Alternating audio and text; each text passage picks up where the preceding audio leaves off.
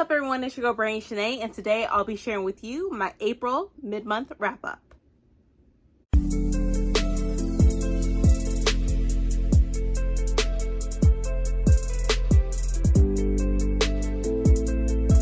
And I am back, and also if you're new to my channel, welcome. If not, welcome back. So this is my April mid-month wrap-up, and I'm just gonna let y'all know right now I am exhausted, and not just from reading, just exhausted in general.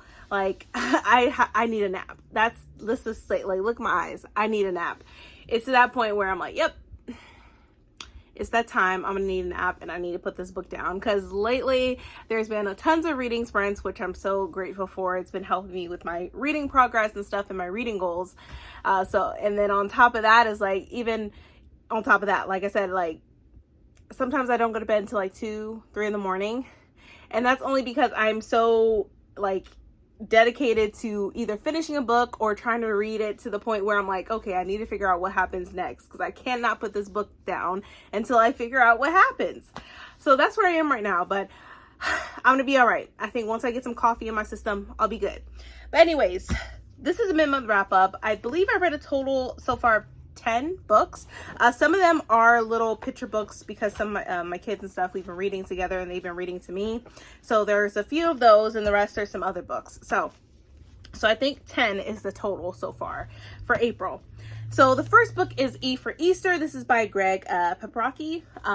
Since this is close to it's Easter time, pretty much, I had gotten this book, or not, I haven't gotten it, but my mom had gotten the book for the kids, and we read it, especially my son, especially since he's going to be starting school later on this year, which I'm so excited for. That way I just have one kid at home. And I'm also grateful because, he'll be able to spend time with other kids, not just his siblings. But yeah, so we've been reading this book where it goes on to their letters. Like, A is for awake, B is for basket, C is for church, D is for decorate, E is for Easter, F is for family. So yeah, it has all that type of stuff in this book. So of course we give it a 5 stars. We're going to constantly read this book. I like it. It's very cute. My sons love it. My daughter loves it, and she loves reading this to her brothers. So yeah, I have read this month, and will continue on doing so probably till, Easter comes around, or at least till the end of the month. So yeah, we have E for Easter. The next book, my daughter reads this to me, and then I'm trying to get my son to also do the same thing. He's so stubborn, and that is Because of an Acorn, where it explores into what an acorn becomes, what it becomes when it's, planted, and then the effects of an acorn and what it does to the land and stuff, and to the birds, the insects, how they all come together as one, and things flourish, and how, acorn makes a forest. It goes into the gist of that. It's like, for this page, it says a tree, because of a tree, a bird, and then it goes on to say, because of a bird, a seed, because of a seed, a flower, because of a flower, a fruit. So it goes into all of that. And even on the back it says, because of an acorn, a tree grows, a bird nests, a seed becomes a flower. An acorn is just the beginning. It says, this enchanting book effortlessly illustrates the vital connections between the layers of an ecosystem. Wander down the forest path to learn how every tree, flower, plant, and animal is connected in spiraling circles of life. So of course we gave this a 5 stars. This is a book where we're going to continue on reading. It's very short, very simple. Like I said, my daughter reads this to me, and also reads this to her little brothers. So yeah, love this so much. Of course, 5 stars for this one. Next one, my daughter reads this to me. My son, he was like, oh, look at them, I can tell the difference. And so they love all my kids love this book, and that is Lanting, Not Exactly the Same by Grace Lynn. So we've been reading this. I'll read it, then my daughter, and then my son, and then we'll start all over again. But this book is really cute. I really love this, how it talks about Lanting and the difference between them both, and how they are not the same. But yeah, I gave this a 5 stars. So did my children. I was like, what did you rate this? And Kiana was like, well, I don't know. It wasn't that intriguing. They could have did this. So maybe I would give it a 3. But then she changed her mind once we finished it. She's like, yeah, 5 out of 5 stars. So I'm like, okay, cool. So that's what we're rating it, officially rating it a 5 out of 5 stars. But yeah, this is a cute little book between the two sisters, the twin sisters, and how they have some similarities, but how they are completely different at the same time. So yeah, a 5 out of 5 stars for Lanting, Not Exactly the Same by Grace Lynn. And then the other picture book is, this is my son's favorite because there's a bear on here. And my daughter didn't really care much about it, but my son loves this book. So we're constantly reading this one. And that is Mother Bruce, where a bear is pretty much the mother of ducks. So it was very cute, and how like he would get annoyed by them because he has no time for himself and stuff like that. So it's just really cute, like how he becomes a mom. It says, but Bruce didn't eat eggs raw like other bears. Instead, he cooked them into fancy recipes that he found on the internet. And so as he was on his way of getting like eggs and stuff, the eggs hatched. And soon enough, he became a mother right here. So yeah, my son loves this. I asked him what he rated this. He said a 5 out of 5 stars because it has a bear on the cover. And also little ducks. I'm like, oh, okay, cool. So we officially rated this book a 5 out of 5 stars, and this is by Ryan T. Higgins. So here's this other book that we read this month. And then now to some other books I've read. So the first book another book that I read in April is Bridgerton, The Viscount Who Loved Me by Julia Quinn. I had done a full book review as well as a TV series review, so I compared and contrast between the two of them, what I liked about them, what I didn't like, how they were different, how there were some similarities. So I'll leave that video up above so you can check that out. But I really like, this is an unpopular opinion, but I loved the book more than the TV series. The thing about the TV series that I loved is the diversity. That's what I love, and the representation. Like, that's what I love as far as the TV series. But I wish like the story from the book was more accurate to the TV series. But you know, TV series and movies and movie adaptations, as well as the book, they're all going to be, you know, it's gonna be different, but it's okay. But I'm not gonna rant about it any longer. You'll have to watch that video after you watch this one so you can see what my full thoughts on it. But I gave this a 4 out of 5 stars, I believe. I'm a hard time remembering, but yeah, I believe it's a 4 out of 5 stars. But yeah, I really enjoyed this book, and I cannot wait to read the third one. So here's this one.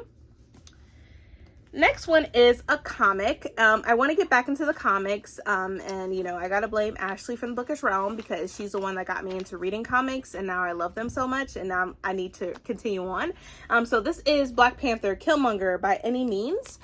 So this is the first book where we're being introduced by Eric and how he became Killmonger in the first place, and how in this comic both of his parents are murdered by Shaw.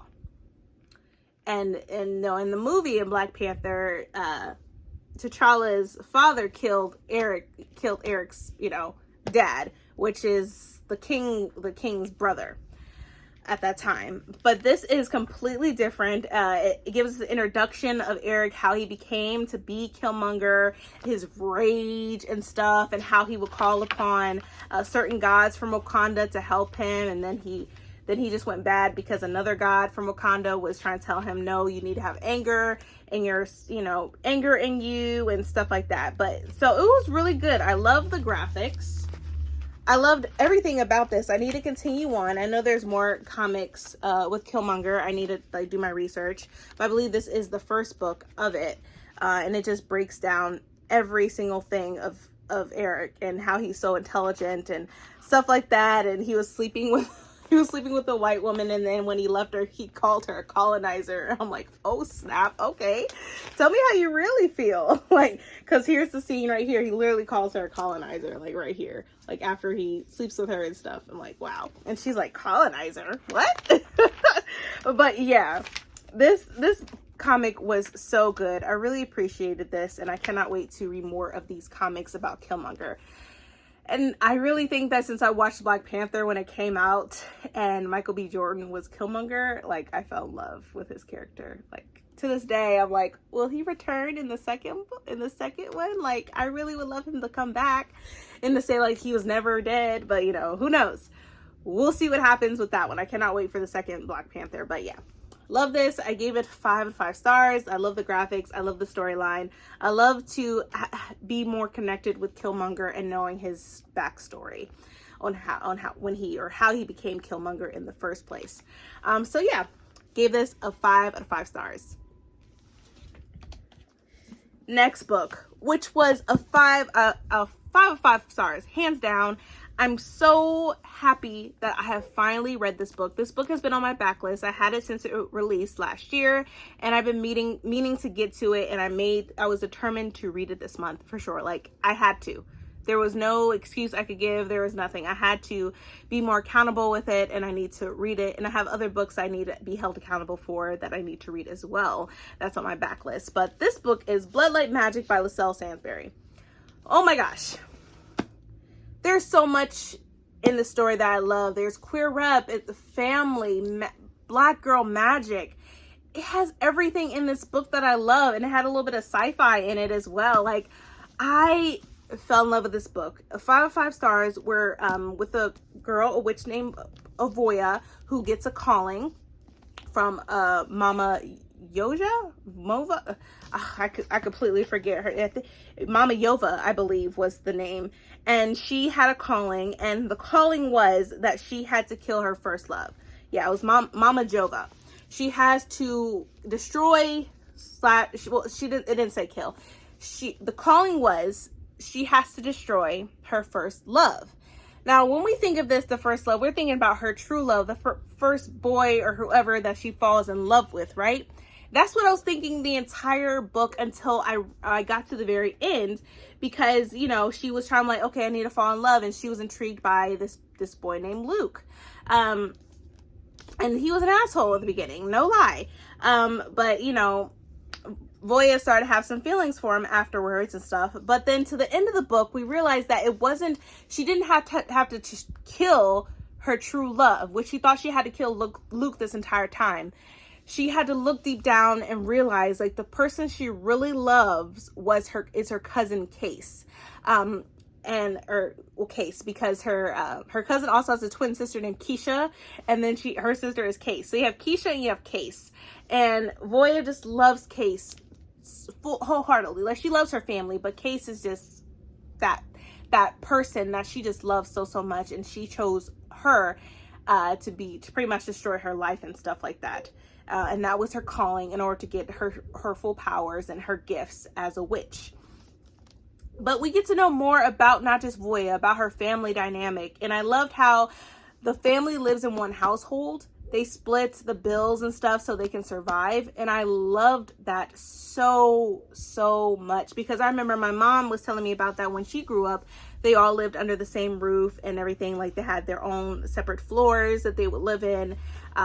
And I'm like, wow, like, I would love, I get it, like, some people cannot be around their family for that long period of time. But if you had your own dedicated space, your own dedicated, level, like the second level, first level, or whatever, any type of section of the house or household, I think it'll be manageable. And I love that about this book about family. I love this representation of, you have your family's your back, your family got you 100%. There's not family trauma in this book at all. You know, there was some things as well when it came to Voya's mom and her dad, and how he ended up being with another woman, and now she has her little sister Eden, who, on top of that, she had to do her task. She had to do her calling. She had to do the task that was given to her by Mama Jova in order for them to continue on with their magic and for Eden to live. Because if she didn't do her task that was given, Eden could potentially or would die. So she also had to think about her little sister as well. She had to think more than just about herself. She had to think about her entire family and what it will mean if she doesn't fulfill her task that was made by Mama Jova. And then we get to know more information about her grandmother and stuff. And then I'm thinking, like, oh my gosh, she really talks about her grandmother heavily in this book, about how they spend time cooking, which is another aspect which I love about this book, where Yova loves to, Voya loves to cook. And I love this, and how she made Luke some food, and he never had a home cooked meal before. He was also always like eating boxed mac and cheese and stuff like that. I love, like, there's so many things about this book that I love that I really could break down to you in parts, but I'm not going to do that. Like I said, I loved everything about this book. A lot of things were happening at the end that just blew my mind, which I hope that if you haven't read this book that you do pick it up, because it's not only that great, but it's brilliant. The writing is amazing. It's phenomenal. And then on top of that, there's a second book that's coming out this year. So you definitely should pick this book up. That way you can read the second book when it comes out. I think it comes out in August. I'm not sure. Don't quote me. It'll be right here for that over when the second book comes out. And then of course, here's the cover as well. But this book, phenomenal. I don't know why it took me this long to read it, but I appreciate this book wholeheartedly. LaSalle has done a fantastic job with this book. I'm going to continue on reading the second book because I want to know what happens next, because Voya does end up getting her gift, which will change a lot of things, you know, and I think it'll also help her cousin Case as well, because she's able to do things now since she has her gifts. So maybe Case won't be so mad at her in the second book. So hopefully. And then Luke, on top of that, I don't know about Luke. We'll have to see. But I mean, that wasn't like the main thing. Like, there was some type of love interest, but that is mostly the prominent thing and the dominant thing about this book was about family, and family comes first. And I love that aspect of it. I loved it. She wasn't just like, oh my gosh, Luke, oh my gosh, no. No. Her family comes first before any boy or whatever. So 5 out of 5 stars for Bloodlight Magic. Cannot wait to read the second one. So 5 of 5 stars for this one. Next book that I have read, which I'm glad that I finally did so, and that is You Truly Assume by Layla Sabrine, where we're following 3 girls, and they're Muslim. And on top of that, they are in different parts of the country, where you have Farah. She lives in Cali, but then she went to Massachusetts to be with her dad, which she had no connection with. She called him by his first name and stuff like that. So she really didn't care less. She didn't really want to like spend time with him. She wanted to stay with her boyfriend because he'll be off going to college. So she wanted to spend all her summer with, her whole summer with her boyfriend. But she was also happy that she didn't, because she was also able to realize that they could do long distance. But then we also have the girl named Sabria, who is the main person who writes or creates the blog You Truly Assumed. So each of these girls have contributes to the blog You Truly Assumed, and they all have their different experiences that they go through because of the color of their skin and also of their faith, of their religion. And I love this book. They were being bullied because they felt like, literally since they're Muslim and they're Black, immediately people think they're terrorists because there was a terrorist attack that happened at the metro station at Washington, D.C. And Sabria lives in Virginia. And that is true. Like, there's a lot of stereotypes. And then if you think about 9/11, and a lot of people assumed that anybody of the Muslim faith or whatever, or Black, whatever, has a certain last name that sounds like it's Muslim or whatever, that they are terrorists. And that stereotype is disgusting. The stereotypes in general are disgusting. But I really appreciated this book. I believe I gave it a 5 out of 5 stars. I think it was a 5 out of 5 stars. I could be wrong. It's either 4 or 5 stars for this book. Overall, I love this book. And I love the writing that Layla has done with this book. And then we also have Zakat, who lives in Georgia, who she wants to move away from Georgia, from her small town, and she wants to go and explore other things outside of her town and go somewhere else, out of the state and stuff, to go to college. Her family, especially our mom and dad, doesn't want her to do that, because they want her to stay close to home, to take care of her, to protect her, make sure nothing happens to her, but she wants to get out there and explore the world. But each one of these beautiful girls, and I just love this cover, have their own experiences as far as racism, vandalism, all that. Xenophobia, all that stuff. And it talks about friendship, racism. It talks about a lot of this. And then it says, with Black Muslim representation, this story includes major themes of intersectionality, racism, xenophobia, and friendship. So I love this book. I love the representation of this book. It brings on a lot of topics that are still being discussed or need to be discussed and continue on need to be said, because it's disgusting how people think and assume certain things, especially when they see the color of your skin. They assume that you're a bad person and you shouldn't be on this earth and stuff. You should be dead. It was just a lot. And they experienced a lot of those comments in their blog of You Truly Assumed. So yeah, if you haven't picked this book up, I suggest you do so. This book came out in February. So yeah, gotta read it. It's brilliant, and I love the representation in this book because it was really good. Love each of these characters. They all brought something to the table. I love Sabria because she's like a ballerina. She does ballet and stuff. So I love Sabria. I love Sakat, and I also love Farah. Each of these girls were amazing, and all three of them, just fantastic. So yeah, I read this in April. Next book that I read was Blacktop Wasteland. This is by S.A. Cosby. I love S.A. Cosby. I read Razorblade Tears last year for Black Winathon. And then I was like, I need to read his other works. And this book came out the year prior to Razorblade Tears, so 2020. And then we're following a man named Beauregard, or Bug for short. And he owns like a car shop. And he also is a great driver. If you think like Fast and Furious, like getaway driver, he's the dude that you want to hire. And his bills are piling up, debt on debt on debt, especially when he has a competition like across the way at another car shop and stuff. It's like oil changes, and I think it's called Precision in the book. And so they have competition, and plus then bills are piling up. And then he also has 2 sons and a wife that he has to take care for. Like one of his youngest son had to get braces, so he had to pay for that. Just so a lot of things, like a lot of rent was due, like everything was piling up. So the thing that he in order to get his money, he did a lot of race car driving. And you know how that goes. Some people believe that he cheated, he got something in his car or whatever that made him do this and this and this, but that wasn't the case. But you don't want to mess with Bug. You don't want to mess with Beauregard. He will come for you. He's that one. He don't speak, he just acts, right?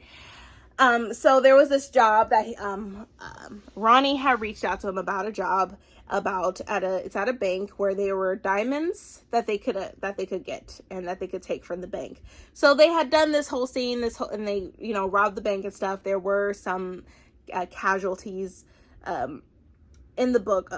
I hope I'm saying that right. Yeah, in the book, or in this book, and some people did die from this. And so they all had their fair share of diamonds, but then come to find out those diamonds, they weren't even accounted for in the bank to begin with. It wasn't even in their records. And immediately I'm thinking like, oh God, they got somebody's diamonds and they weren't even supposed to be having them, because obviously like this is like on some Good Girl type shit from like, Netflix, if you watch that show. So yeah, so Beauregard, before any of the dudes came to like find out where their money was, where their diamonds had gone, Bug immediately like separated his money, put it towards this, poured towards that. He like made sure his shit was like hidden and stuff. It wasn't obvious. So they came after him and the couple people and some people that were part of this whole heist.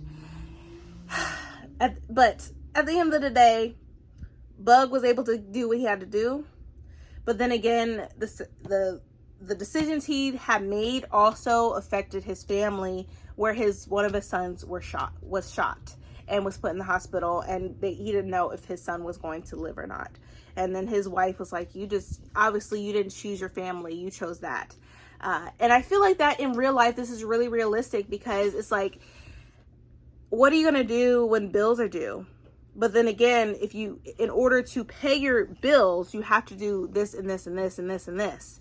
And even though you have all these jobs and stuff, it still doesn't cut it. And that's why I think a lot of people go towards certain other things in order to get their money to pay for their bills. And I can't judge nobody, because the thing is, times are hard. Even now, especially after a pandemic, and we're still going through it, and people are acting like we're not. But times is really hard. You have the Ukrainian war on top of that. Like, it's really hard. People are having hard times paying for their bills, and they're trying to think of like how to do this and how to do this and to make fast, quick money, so that way I can take care of my family. So I did not judge Beauregard. I just wish he was able to make sure his family wasn't involved, like they weren't at their household, they were like in a different state or whatever, especially since this was a huge thing that they had done with the heist, and there were consequences to their actions as far as, you know, stealing the diamonds, and that it wasn't there to begin with, and it was a whole part of somebody else's diamonds. So yeah, there were some decisions that were made that affected Beauregard and stuff, but I really appreciated this book. I gave it a 5 out of 5 stars. It's definitely like a thriller type mystery to me, a type of book. But I think it's mostly a thriller, but I think it's mystery into it as well. But yeah, I gave this a 5 out of 5 stars. If you haven't read this book, I suggest you do so, and I highly suggest that you also read Razorblade Tears because it's amazing, and the audiobooks for this book and Razorblade Tears is amazing as well. So yeah, definitely pick that up if you haven't, or both of these books if you haven't. But 5 out of 5 stars for Blacktop Wasteland by S.A. Cosby. And then last but not least, this was the last book that I've read so far this month, and that is Jade War by Fonda Lee. Fonda Lee, like, oh my gosh, you're amazing. Like, this story is following Hilo, Win, Shay, Andon. It's you know, it's getting more into the nitty gritty when it comes to the competition for Jade and mining Jade and having full power production of Jade itself, where you have two clans going at each other. You have Clan No Peak, and then you have Clan Lord help me. You have Clan No Peak, and you have the Mountain. Lord. And so they're in this competition, so they're trying to figure out ways on how to, like, strategically find ways where they are top. They're at the top, and, you know, there's nobody is behind them. There's no competition whatsoever. They're trying to wipe out the Mountain. So you have Clan No Peak, which is the Call family, and Shay, she sends Andon out, their cousin, to Hispania to get more information about Hispania, to create relationships in Hispania, because Hispania was their rival at one point, but then they're like, we really could be allies at this. So that's where Shay is really intelligent in this book. I'm glad that she was in the first book, and now she's like even contributing a lot more to the family. But a lot of decisions have been made, a lot of choices, bad choices. This is following, like, within this book, and this is like following like 2 into 3 years plus, because Andon is sent away, where he felt like he was exiled from the Call family, from Kowloon or Kekon, to go to Hispania. But that wasn't the case. It was a really like a business move for them that they had to play. This is like a chess game for this book, and I really love it so much. And I love Shay, but I felt bad for her about Morrow, who was her boo thing. She was getting some, and then some other things happened. But Hilo also becomes a father on top of that. But the one thing that got me was, like, yeah, like, you had Moot and Barrow, who always were, you know, in cahoots on trying to get Jade, regardless of what they had to do. And so it's very ironic how Hilo, he said he had killed the person that had killed Lon, but it was the wrong dude to begin with. I'm like, duh, bro, no. And I just think Hilo didn't realize it. But on top of that, we find out about Lon and his ex-wife and all this other stuff, and like the letter that Lon didn't read before he, you know, went out, and that's when he was killed. Like, we find out a lot of stuff in this book, and I'm like, oh my god, this is just mind-blowing. Like, this book is mind-blowing. It's an automatic 5 out of 5 stars for me. Like, I cannot wait to read Jade Legacy next month. It's the 3rd book and final book of the Greenbone Saga.